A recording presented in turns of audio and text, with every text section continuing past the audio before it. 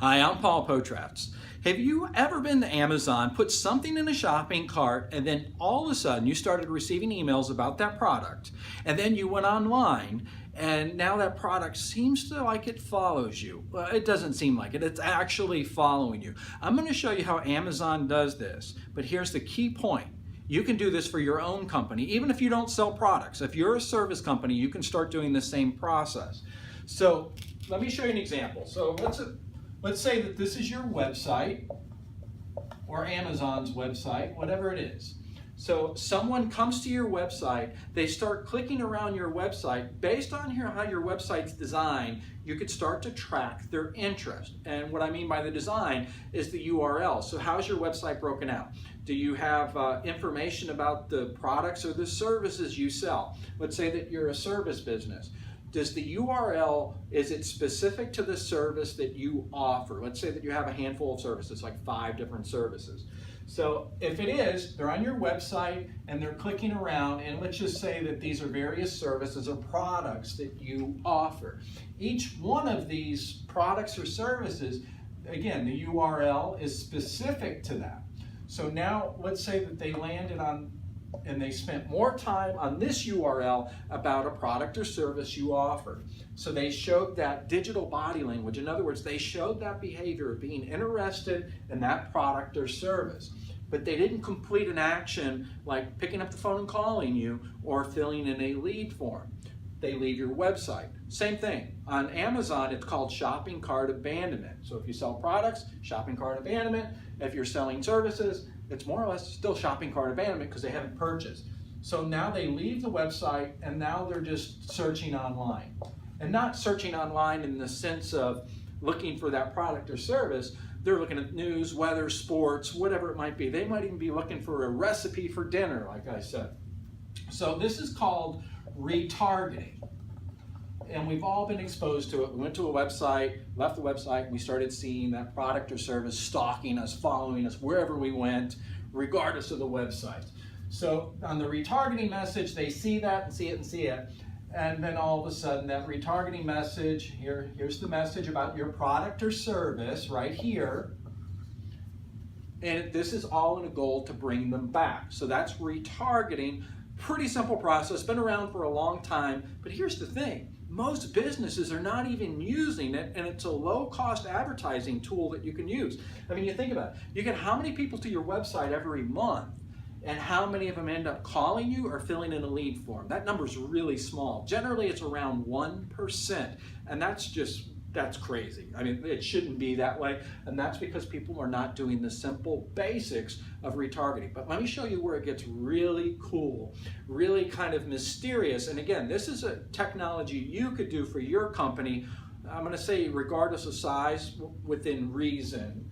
So, and it's called marketing automation. So someone's on the website, they've showed the behavior of these URLs, in other words, what are they interested in, and then they left your website. So they showed the behavior here, they left your website.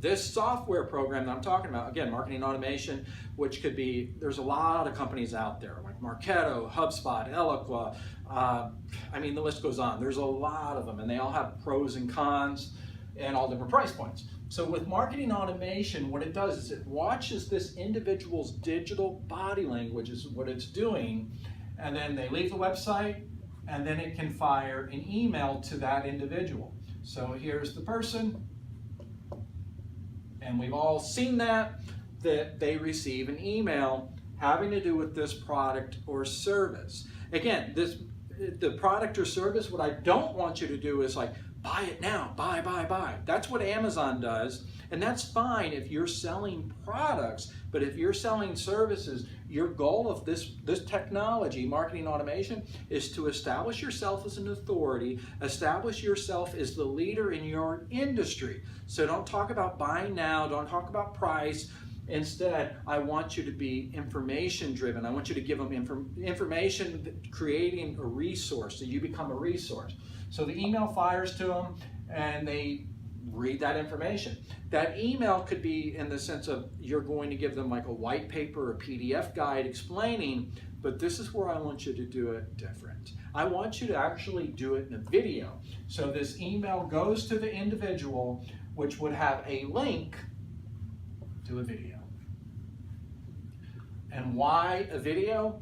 Because what's the beautiful part about the video is we have sight, sound, and motion, and you're more likely to express yourself as an authority. I mean, think about it. We all grew up watching TV and we see someone on video and we automatically get that their celebrity appeal. And that's why you want to use video. That's one of the reasons. The other reason you want to use video, because if you've done a well-scripted video, and shorter is not better, 10 minutes is generally a good length of a video, and if it needs to go longer, that's fine, because an individual is interested in spending money. They would rather be more informed than less informed. If they're less informed, they're going to continue to search. So this video, let's say it's 10 minutes.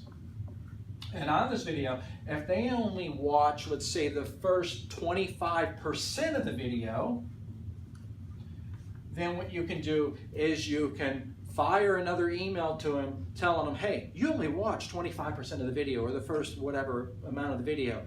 The best information was coming later in the video. Click here to continue watching the video. Call them out. Let them know that you know how to use technology. If they watch 50% of the video, then again, do the same thing. You only watched half of the video. The best part was coming. Would you like? Go back, watch the video, or if you have questions that you'd like to ask right now, call me, text me. Give them the information to contact you.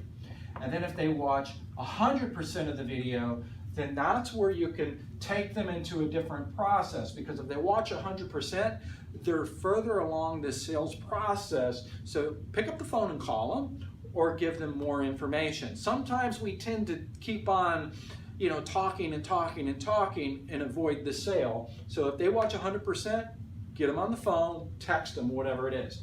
So again, I talked about sending emails to these individuals on this when this happens, because you're going to do this through the marketing automation. We'll call that MA that I mentioned, like HubSpot, Marketo, Eloqua, and all of those. So that's where the marketing automation fires. But remember retargeting up here? This is where it can get really cool again. So what you would also do is if they watch 25% of the video, then I want you to remarket them. So when they go online, again, you call out the same thing. You only watch 25% of the video. Go back and watch the rest of the video. The best part is going to come. So regardless, you can hit them in their inbox, or you can hit them on the websites that they're visiting.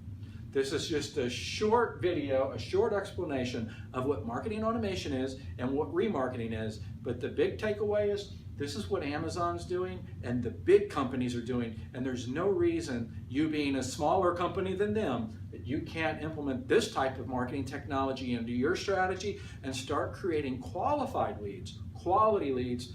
I'm going to say this, for pennies on the dollar. I hope this helps. If you have any questions, reach out to us.